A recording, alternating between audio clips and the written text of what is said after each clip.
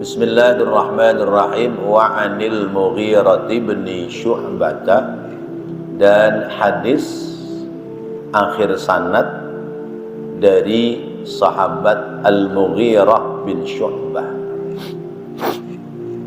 radhiyallahu anhu, semoga Allah ridha kepadanya. Qala, dia berkata, qala Rasulullah, telah bersabda Rasulullah sallallahu alaihi wasallam, khudhil idawata fantalaqa hatta tawara anni faqadha hajatahu, muttafaqun alaihi. Bersabda Rasulullah sallallahu alaihi wasallam, khudh, ambillah, al-idawata, ember atau bejana, tempat air. Fantalaqa, kemudian Nabi berjalan, hatta, sehingga, tawara, Nabi berlindung, anni, dari diriku. Faqadha hajatahu, lalu Nabi melakukan buang hajat, yakni buang air besar. Muttafaqun alaihi, hadis riwayat Imam Bukhari dan Imam Muslim. Bapak dan Ibu yang dirahmati Allah, bahasan tentang adab buang hajat, tata krama orang buang air besar. Diceritakan oleh seorang sahabat namanya Al-Mughirah bin Syu'bah. Beliau itu menemani Rasulullah sallallahu alaihi wasallam di saat Rasulullah itu buang hajat. Diterangkan dalam syarahnya, fantalaqa ila akhirih fihi dalilun ala wujubi at-taba'udi an a'yunin nadhirina. Hadis ini menjadi dalil bahwa orang yang buang hajat wajib menjauh dari pandangan orang, mencari tempat yang sepi, jauh dari penglihatan banyak orang. Wa warada, dan telah datang hadis, la'anallahu lin-nadhiri wal mandhuri, Allah melaknat bagi orang yang melihat orang sedang buang hajat, dan juga orang yang dilihat karena cerobohnya tidak mencari tempat yang sunyi. Jadi zaman dulu orang kalau buang hajat itu di kebun. Iya. Zaman kita dulu lah, orang tua-tua kita. Zaman Rasulullah buang hajat itu di tanah lapang, karena kebunnya nggak tumbuh rumput, nggak tumbuh tanaman. Sebab di negeri Arab sana itu tanah pasir bebatuan. Maka Rasulullah mencari tempat yang sepi, kemudian menyuruh kepada sahabat Mughirah membawakan air di ember. Lalu sesudah dibawakan, Rasulullah datang, kemudian Rasulullah berlindung dari Mughirah, kemudian beliau buang hajat. Wa minhu al-istitaru an a'yunihim, dan dari hadis ini bahwa diupayakan orang buang hajat itu mencari tempat yang jauh dari pandangan mata orang. Kalau orang dulu-dulu di kebun, ya mungkin sebagian bapak-bapak masih ada yang ngalamin. Saya waktu di kampung ngalamin. Orang buang hajat itu ke kebun. Jadi kebun belakang rumah sudah dibuatkan bulumbang namanya kalau di kampung saya itu. Apa namanya kalau di tempat lain? Jamban atau bulumbang yang memang dipersiapkan untuk buang kotoran. Zaman dulu kalau kita buang kotoran itu ayam ngerubutin, Pak. Ya, ya. Karena ayam zaman dulu doyan ya kotoran manusia. Ayam zaman dulu. Ya. Apalagi anak kecil, ya, buang kotoran keluar cacing. Ya. Cacingnya belum terlepas dari lubangnya sudah dipatok sama ayam. Ini zaman dulu. Ya. Nah, kemudian sesudah berkembang zaman, belumbang itu, jamban itu dipagerin, ya. Dipagerin pakai apa namanya, ya pagar, mungkin bambu, mungkin daun-daun atau pepohonan yang ditanam di sekelilingnya, supaya kemudian tidak kelihatan oleh banyak orang. Sampai kemudian dibuat namanya kakus. Dari di kebun, di belumbang, di jamban, di kakus. Dari kakus sekarang namanya apa? WC. Apa itu WC? Water close. Itu bahasa Inggris, water close. Ya. Nah, jadi tempat buang hajat itu harus sunyi dari pandangan banyak orang.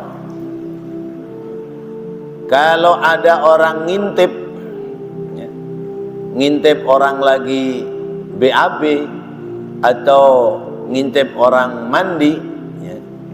Kalau zaman dulu awas, hati-hati jangan pada ngintip, ntar bintitan. Kalau orang bintitan itu katanya hasil ngintip gitu, ya. Ya. Kalau ada orang ngintip sementara ada orang mungkin lagi mandi atau mungkin lagi buang hajat, maka orang itu dilaknat oleh Allah. Ya. Nah, begitu pula yang diintip kalau dia sembrono. Tapi kalau yang diintip itu sudah menempatkan pada tempat yang sunyi, lalu kemudian ada orang ngintip, maka salahnya yang ngintip, bukan salah yang diintip.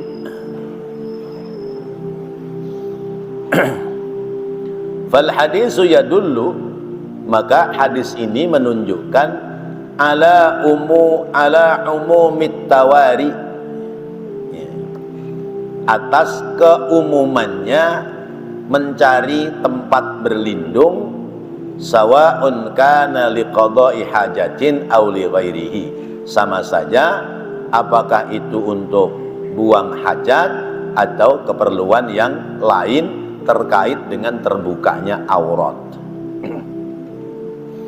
Zaman dulu orang sumurnya di belakang rumah. Dulu-dulunya mah sumur doang, nggak dipakai keluwungan, ya. Ngambilnya pakai senggot atau pakai tambang. Embernya dimasukin, ditarik gitu. Terus kemudian ada kemajuan, sumurnya dibuatkan keluwungan supaya tidak pada kejebur, ya. Terus dibuatkan pagar muter, ya, pagar muter.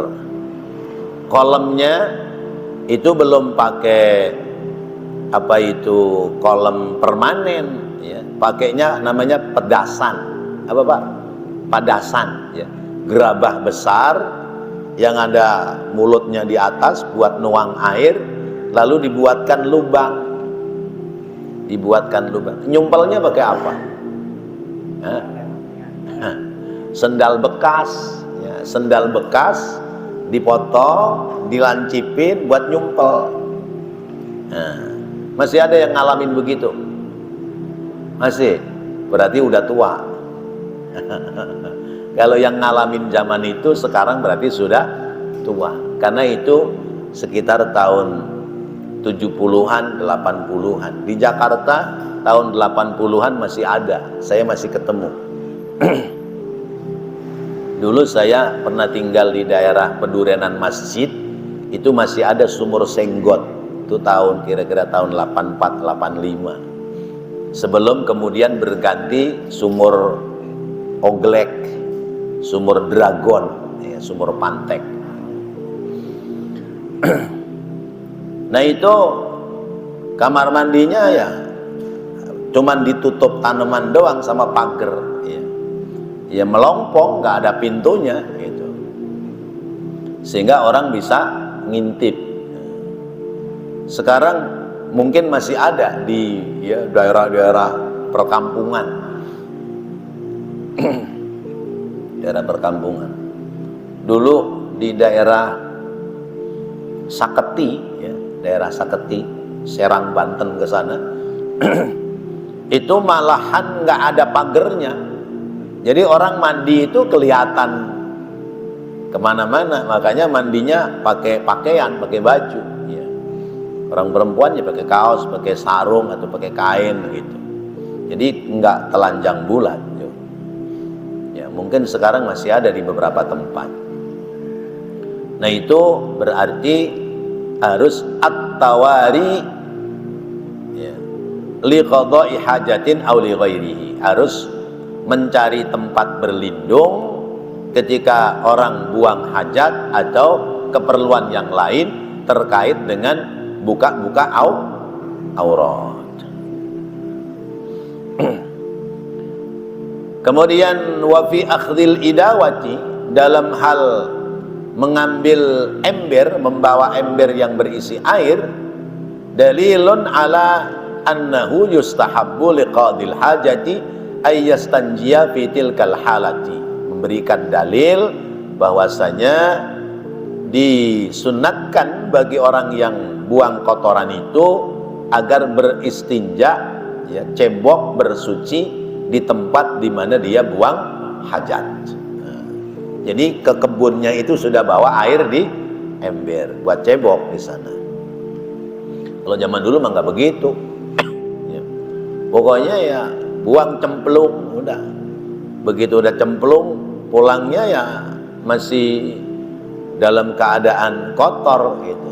Makanya ada nyanyiannya itu di kampung saya dulu, pet peret jagung belendung, ya, ise kopet jalo ambung, itu ada nyanyian begitu zaman dulu tuh. Ya ini nggak pada ngerti yang orang Jakarta ya. Nah itu zaman itu masih ada. Kalau zaman sekarang ya sudah nggak ada. Kenapa? Karena sekarang sudah bukan jumbleng lagi, bukan jamban lagi, bukan pula kakus, tapi sudah WC yang ada di dalam kamar mandi. Tapi mungkin ada yang karena sempitnya kondisi rumah, jadi masih ke WC umum, ya, istilahnya WC umum, ya. Ada di sini satu lagi WC umum, ya. Nah itu pulangnya itu harus sudah bersih, gitu. Tidak pulang masih dalam keadaan kotor. Kalau pulang masih dalam keadaan kotor, ya jalannya kayak entok, ya. Ya. Beda bebek sama entok. Kalau bebek kan jalannya berdiri kenceng. Kalau entok jalannya henggok. Maka kesunahannya begitu orang itu buang hajat langsung harus istinja, sehingga langsung bersih dan suci. Baik Bapak dan Ibu yang dirahmati Allah, ini hadis pertama, ya, yang kita bahas malam hari ini, dari hadis keempat tentang bab adab qada'il hajat. Hadis yang kelima, wa an Abi Hurairah radhiyallahu anhu qala, dari sahabat Abu Hurairah radhiyallahu an, qala, beliau berkata, qala Rasulullah sallallahu alaihi wasallam, telah bersabda Rasulullah sallallahu alaihi wasallam, ittaqul la'inaini alladhi yatakhalla fi tariqin nasi aw fi dhillihim, rawahu Muslimun. Ittaqu ittaqu di sini tidak dimanai bertakwa, ya, tapi hindari atau jauhi. Ittaqu, jauhi oleh kalian, alla'inaini, dua pekerjaan yang mendapatkan kemurkaan Allah, ya. Dua pekerjaan yang dilaknat oleh Allah. Apa itu dua pekerjaan yang dimurkai oleh Allah? Alladzi yatakhalla, yaitu pertama orang yang yatakhalla. Yatakhalla itu bersembunyi, ya, menyendiri, maknanya buang kotoran, buang hajat. Fi tariqin nasi, di jalanan lalu lalang orang, au fi dhillihim, atau buang kotoran di tempat orang yang berteduh, di tempat teduhan banyak orang. Hadis riwayat Imam Muslim. Bapak dan Ibu yang dirahmati Allah, ini masih terkait dengan adab orang buang hajat, bahwa Rasulullah mengingatkan kepada kita tidak boleh buang hajat di sembarang tempat, ya. Qaulus syari' wa inda Abi Dawud bilabdi ittaqul la'inaini, ya, takutlah kalian atau jauhi oleh kalian dua kemurkaan Allah. Qalu, mereka bertanya, wa man la'inani ya Rasulullah, apa itu ya Rasulullah? Dua hal yang dilaknat oleh Allah. Wasaqal hadisu, dan diterangkan dalam hadis, ya. Ittaqul la'inaini, bertakwalah atau takutlah kalian pada dua hal yang dimurkai Allah. Fattaqwa huna bimakna at-tahdhir, ya. Takwa di sini artinya at-tahdhir, menjaga diri, hati-hati, menjauhi. Ai ihdharu wa khafu, yaitu menjauhlah dan takutlah, ya, ya. Menjauhlah dan takutlah akan dua pekerjaan yang bisa mendapati kemurkaan Allah. Wal la'inaini tasniyatu la'inin. Kalimat la'inaini isim tasniyah, isim musanna dari kalimat la'inin, ya. Dari kata laknat menjadi bahasa kita, dilaknat atau dikutuk. Ismu fa'ilin bimakna al-maf'ul, yaitu isim fa'il tapi bimakna maf'ul. Seperti makna kalimat ad-dafiq bimakna al-madfuq. Wa aslul la'ni, dan asal makna la'an, ya, laknat adalah al-ib'adu min rahmatillahi, yaitu jauh dari rahmat Allah. Dilaknat Allah, dimurkai Allah, artinya orang itu jauh dari rahmat Allah, tidak mendapati rahmat Allah. Wa muradul hadis ihdharul la'inaini, ya, hindari oleh kalian dua hal yang dilaknat, yang bisa mendapatkan kemurkaan Allah, jauh dari rahmat Allah. Artinya ittaqul fi'laini al-la'inaini alladaini huma sababul la'ni. Takutlah kalian pada dua pekerjaan, yang dua pekerjaan ini menjadikan sebab jauh dari rahmat Allah. Apa itu dua pekerjaannya? Yaitu yatakhalla fi tariqin nas au fi dhillihim, buang kotoran di tempat lalu lalang orang, ya, atau di tempat-tempat untuk, ya, teduhan orang-orang tertentu. Karena memang yang namanya nginjek kotoran manusia itu berbeda dengan nginjek kotoran binatang, ya. Bapak jalan, ya, lalu nginjek kotoran binatang, ya kesel, tapi keselnya nggak kesel banget, namanya juga binatang, ya. Binatang kan nggak punya peri kebinatangan, ya. Kucing misalnya, kucing kan berak semena-mena di mana aja, iya. Kenapa? Karena kucing udah nggak punya jamban, ya, nggak punya tempat buang kotoran. Kucing kalau masih menemukan tanah, maka dia buang kotoran di tanah. Dan sekarang udah plester semua, udah aspal semua. Kucing kalau udah kebelet ya mau di mana aja beres sudah. Ya. Lalu bapak lewat nginjek, bagaimana kira-kira? Ya lagunya Benyamin Suaib, aduh sialan. Ya, kan ada lagunya itu ya. Ya. Pulang nonton ya. Lagunya aduh sialan, ya pulang nonton nginjek gituan gitu ya. Nah, kalau yang diinjek itu kotoran binatang, mungkin kita masih maklum, namanya juga binatang. Tapi ketika yang keinjek itu kotoran manusia, kira-kira gimana Pak?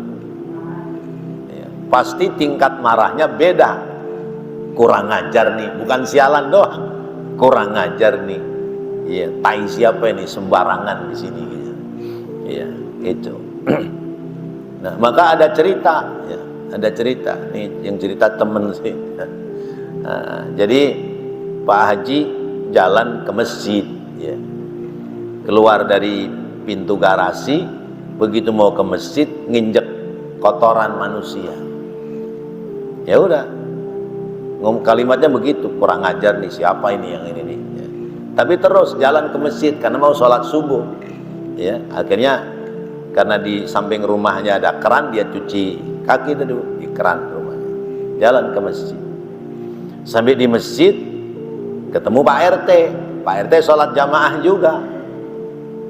Selesai sholat dia lapor, teh ada yang kurang ajar nih, ya, buang kotoran depan rumah saya sampai keinjek gitu. Kata RT, masa? Iya. Wah, terus siapa ya kira-kira ya?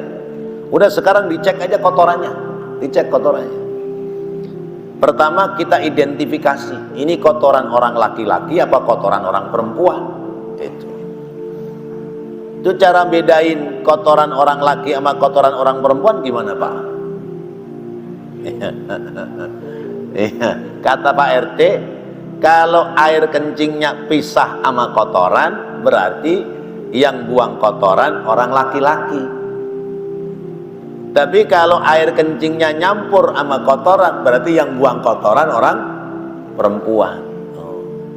Begitu dicek, air kencingnya nyampur sama kotorannya. Wah, nggak ada lain nih. Berarti yang buang kotoran adalah orang perempuan. Dicari lagi, siapa kira-kira yang keluar sebelum subuh? Karena kotorannya masih ngebul, masih anget. Diidentifikasi lagi, coba orang sini mana? Wah, mungkin nih, mungkin gitu ya. Mungkin kali tukang sayur mau jalan ke pasar kebelet, sepi orang dia nongkrong aja di situ, mungkin gitu. Ya. Atau anak-anak muda yang pulang ngayap kebelet, nggak sampai di rumah, akhirnya buang kotoran sembarangan. Masya Allah. Nah, maka itu namanya orang yang mendapati al-ib'ad min rahmatillah, orang yang mencelakakan atau membuat kesulitan terhadap orang lain, dia akan mendapatkan apa yang disebut jauh dari rahmat Allah. Alladzi yatakhalla fi tariqin nas au zillihim, yaitu orang yang buang hajat di jalanan lalu lalang orang lewat, au zillihim, atau tempat berteduhnya banyak orang. Ay alladzi yataghawwatu fi mahalli mururin nas fayata'adzuna minhu wa yastaqdirunahu, yaitu orang yang yataghawwatu fi mahalli mururin nas, orang yang buang kotoran di tempat lalu lalangnya orang lewat, ya, di jalanan lah misalnya, ya, orang buang kotoran di jalanan, itu tempat lalu lalang orang. Nah itu namanya yata'adzuna minhu wa yastaqdirunahu. Ya. Dia bikin kotoran di situ dan bikin adza, kesulitan bagi orang lain.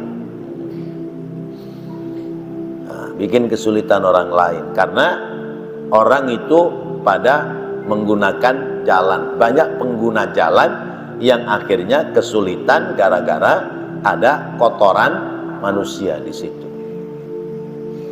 Ya. Orang bertiga lewat, orang di depan nginjek, diem aja dia. Iya. Kalau saya teriak, yang berdua untung nih, biarin gue diem dah. Ya. Diem jalan tuh. Yang nomor dua nginjek juga, diem juga. Yang nomor tiga nginjek juga, diem juga. Begitu udah nginjek semua, baru ngomong udah bertiga tuh. Sialan nih, kurang ajar nih, anu. Sama. Ngapa lu diem? Ya biar lu ngerasain. Kalau gua ngomong mah lu kagak kebagian nginjek katanya. Nah, itu namanya yata'adza wa yastaqdir. Ya. Membuat adza dan membuat ya qadar, ya, kotoran. Wa qisa, dan dikiaskan pula lewat keterangan ini, yaitu at-taghawwud tahta syajaratil musmirati. Orang buang kotoran di bawah pohon yang sedang berbuah. Au ghairu musmiratin, au ghairi musmiratin yahtajun nas ilaiha. Atau pohon yang tidak berbuah tapi orang banyak butuh untuk duduk-duduk di bawah pohon situ. Tempat yang rindang, tempat di mana menjadi teduhan orang. Maka wal muradu bidzilli huna mattakhadahun nasu maqilan wa munakhan, ya, yanzilunahu, ya. Yaitu tempat yang teduh yang dijadikan sebagai tempat berkumpulnya, berteduhnya orang. Maka yahrumu fala yahrumu, tidak sampai pada hukum haram qada'ul hajati bikulli dhillin, ya. Tidak sampai haram orang buang hajat pada tiap tempat berteduh, yang tempat berteduh itu tidak dijadikan sebagai ma'ittakhadahun nasu maqilan. Tempat itu tidak dijadikan tempat berkerumunnya orang, boleh. Tapi kalau orang sering neduh di situ, kemudian kita buang kotoran di situ, namanya yata'adza wa yastaqdir.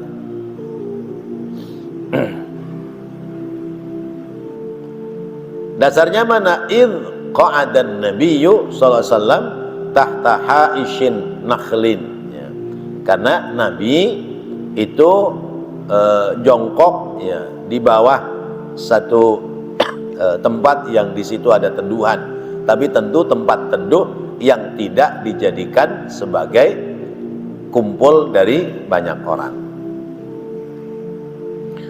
Waqad haqqaqal fuqaha'u fi dhillihim, dan mentahqiq, menjelaskan ulama ahli fikih maksud daripada tempat teduh itu saifan wa fi syamsihim syita'an. Jadi tempat di mana kalau musim dingin orang berteduh di situ supaya tidak kedinginan, atau ketika musim panas karena pohonan itu rindang maka dia berteduh di bawah situ. Dan tempat itu bukan tempat untuk maksiat. Hadza idza lam yakun mahallan lil maksiati. Tempat ini tidak untuk berbuat maksiat. Wa amma in kana dhillu saifan mahallan li maksiatihim, ya, wasyamsu syita'an mahallan li maksiatihim fayu'maru bi anwa'i ma yanfiruhum wa yazjiruhum. Tapi kalau tempat berteduh itu tempat berteduh dari kedinginan atau tempat berteduh dari tempat panas, tempat itu untuk berbuat maksiat, maka boleh, bahkan diperintahkan, ya, ya, buang aja kotoran di situ. Supaya apa? ma yanfiruhum wa yazziruhum, supaya mereka kabur dari tempat itu dan kapok tidak melakukan perbuatan maksiat di tempat itu. Tuh. Ini misalnya ada tempat tiap malam di situ buat maksiat, mungkin buat mabok atau buat main judi, udah berakin aja situ. Itu boleh, tapi tentu tempat di mana jauh dari tempat tinggal orang-orang sekitarnya. Kenapa? Sebab dalam rangka mengusir orang berbuat maksiat, tapi mencelakai tetangga sekitarnya juga sesuatu yang tidak diperbolehkan. Masih ada cara-cara yang lebih santun daripada sekedar dibuat kotoran di tempat itu. Nah, Bapak dan Ibu yang dirahmati Allah, inilah adab tata krama ketika orang buang hajat atau buang kotoran.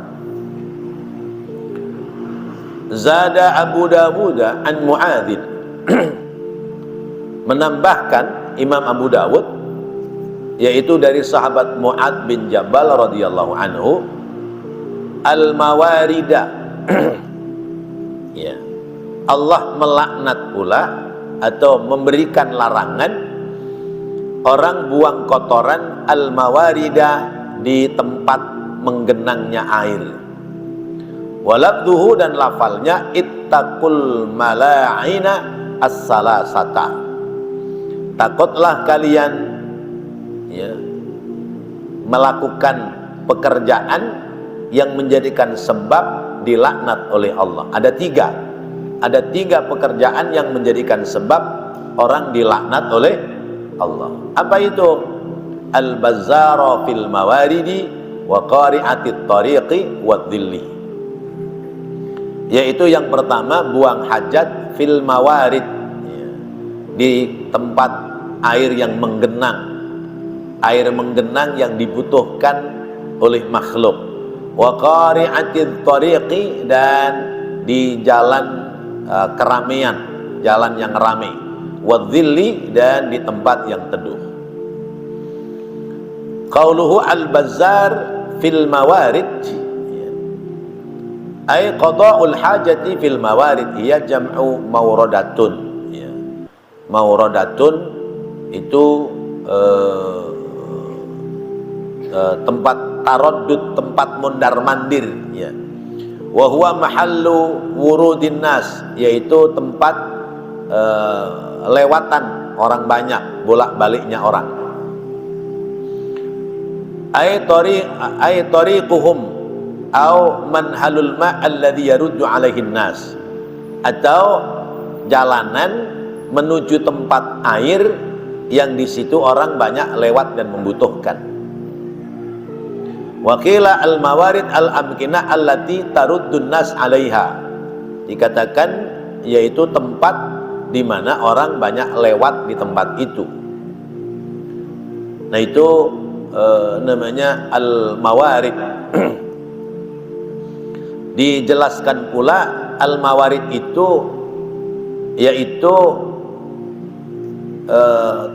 tempat air yang memang orang-orang itu senantiasa mendatangi tempat itu untuk mengambil airnya. Lalu orang buang kotoran di dekat situ, maka itu namanya membuat masyaqqat, menyulitkan kepada orang lain. Wadzil, makna adzil atau faqari'atut tariq ia alwastul lati taqra'u arjalul mashi ilaiha. Qari'atut tariq itu jalan raya, jalan yang dilewati banyak orang, baik itu orang jalan kaki atau jalan berkendaraan. Kemudian adzillu, dhillus syajarati alladhi ya'wi tu'dihin nas ilaihi, yaitu teduhan pohon. Jadi pohon itu rindang, kemudian biasanya orang-orang dulu tuh suka bawahnya dipasang bangku buat apa, kongko, ya, itu angkringan orang zaman dulu, ya. Kalau angkringan zaman sekarang apa istilahnya itu, pos, ya, pos itu. macam posko ya. Biasanya di RT itu ada pos tempat ngumpulnya orang kalau ronda atau apa itu. Nah itu namanya adzil ya. Pos ronda, posko, pos RT atau RW misalnya. Kemudian dipahami oleh sebagian ulama, adzil di sini di samping yang tadi kita sebutkan, misalnya ya tempat ngumpul orang untuk santai atau angkringan bahasa zaman sekarang, gitu. Buat nangkring, buat ngumpul. Disebutkan pula adalah dhillus syajarah, yaitu naungan di bawah pohon yang rindang. Summa innal ulama fahimu minasyajari ma ya'umul misratu musmiratu wa ghairuha fi mutlaqi dhilli. Kemudian dipahami oleh para ulama bahwa pohon yang rindang itu ya sebagai tempat berteduh umumnya adalah pohon yang di situ berbuah. Pohon mangga ya, atau pohon apalagi dah tuh ya sejenisnya ya, mungkin pohon jambu zaman dulu ya. Pohon jambu mah kalau buahnya banyak mah antik ya. Kenapa? Karena cabangnya turun ke batang pohonnya ya. Pohon jambu kan begitu tuh ya. Pohon jambu itu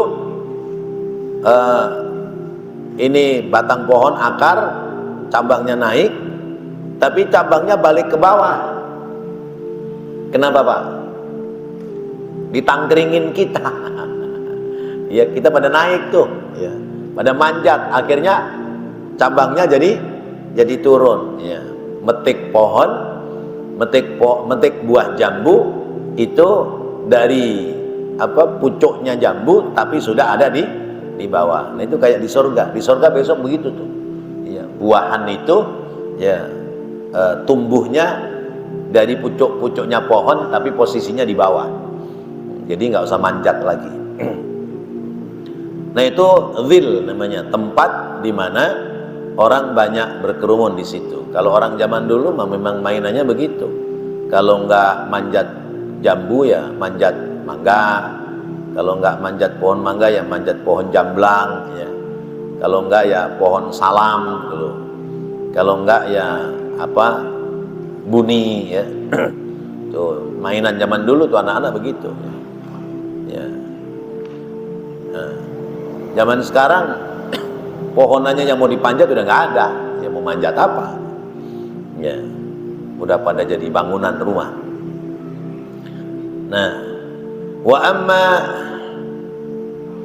amma syajaratul musmiratu fala yajuzu ayyaqdiyal hajata tahtaha. Ya. Ya. Maka pohon yang di situ sedang berbuah, janganlah orang buang kotoran di bawahnya. Sawa'un kana fi waqti wujudis samar au ajamihi, baik itu sedang berbuah atau tidak sedang berbuah, tapi kalau pohon itu biasanya berbuah, maka hendaknya jangan buang kotoran di bawahnya. Artinya memberikan makna kepada kita bahwa jangan buang kotoran sembarang tempat. Waqad haqqaqal ulama, dan sungguh para ulama telah menjelaskan, mentahqiqkan annan nahya fi dhilli innama fi shaif ya wa qisa bihi asy-syams fi syita allati tahtajun nas ilaiha lit tadfi'ati ya wa fihi subutul qiyas. Maka menjelaskan bahwa larangan buang kotoran di tempat yang berteduh baik di musim panas, musim dingin ataupun musim panas itu semua adalah menjadi larangan yang baku bagi kita. Dan di sini dijelaskan tentang subutul qiyas ya. Tempat yang berteduh bisa pohonan, bisa juga tempat-tempat yang dibuat untuk orang berteduh, berkumpul di satu tempat. Nah, itu lanjutan dari hadis yang sebelumnya. Jadi hadis yang sebelumnya cuma 2, ittaqul la'inain. Di hadis yang ini ittaqul la'in as-salasah, ya. Takutlah kalian kepada Allah, ya, laknat Allah pada 3 pekerjaan, yaitu buang kotoran di tempat yang di situ ada air, yang kedua buang kotoran di buang hajat di tempat lalu lalang orang, dan yang ketiga buang kotoran di tempat-tempat yang teduh sebagai tempat teduhnya, tempat kumpulnya banyak orang. Wallahu a'lam bishawab. Mudah-mudahan apa yang kita dapati pelajaran malam hari ini menjadi tambahan ilmu yang bermanfaat. Amin ya Allah ya Rabbal alamin. Rabbana taqabbal minna innaka antas sami'ul alim wa tub alaina innaka antat tawwabur rahim. Rabbighfir warham wa anta khairur rahimin. Wa sallallahu ala sayyidina Muhammadin wa ala alihi wa sahbihi wa sallam. Walhamdulillahi rabbil alamin. Wassalamualaikum warahmatullahi wabarakatuh. Waktu sudah waktu.